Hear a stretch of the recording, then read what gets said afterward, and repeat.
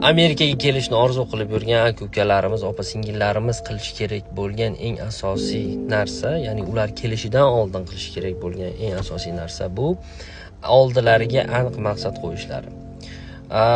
Nega bu bunchalik muhim deb so'raydigan bo'lsangiz, men shuni ayta olamanki, agar siz aniq maqsad bilan kelsangiz, Xudo xohlasa, undanda ko'proq natijalarga erisha olasiz va agar avvalambor maqsadni faqatgina pulga bog'lamaslikni maslahat berardim.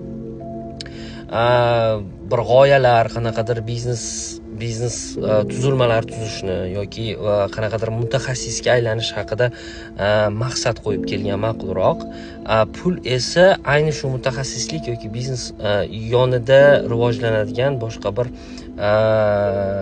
unsurga aylanadi xolos. Ya'ni siz mutaxassisligingiz orqasidan, biznesingiz orqasidan yurasiz, pul esa o'zi albatta keladi. Nega unaqa deyapman? Men birinchi marta Amerikaga kelganimda juda nisbatan qisqa payt turib ketganman. O'qishimni tugallashim kerak bo'lgan. Shuning uchun qaytib ketganman va qaytib kelish men uchun eng asosiy maqsad bo'lgan va qaytib kelganimda shuni tushunib yetdimki, qaytib kelganimga ham bir necha yil bo'ldi, lekin o'sha qo'ngan paytimda Amerikada ikkinchi marta kelishimda shuni tushunib yetdimki, meni Amerikaga tortib turgan narsa Amerikaning o'zi edi. Balki biroz pul edi. Lekin Amerikaga qo'nganimdan keyin nima qilaman, qaysi sohada ishlayman, nima biznes faoliyatida yuritishim mumkin degan savollarga javobim yo'q edi. Bu uchun bo'lsa, men yana taxminan 1, 2, 3 yil vaqtim ketdi, toki o'z oldimga yana ham kattaroq maqsadlar qo'yib, bu maqsadlarga erishgunimgacha bo'lgan muddat men uchun o'sha maqsadlarni topishga qaratilgan muddatga aylanib ketdi va faqatgina pulni orqasidan qo'yishimga to'g'ri keldi. Chunki o'zim ko'tarib eplab olishim kerak edi.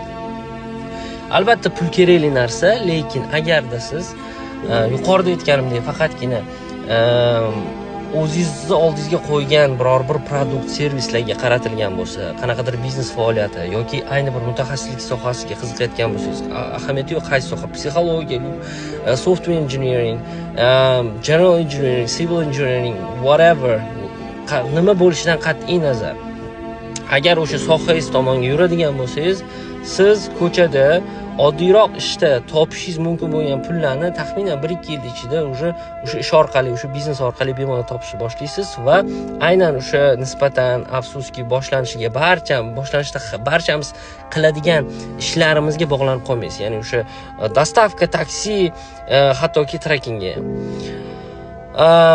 Shuni maslahat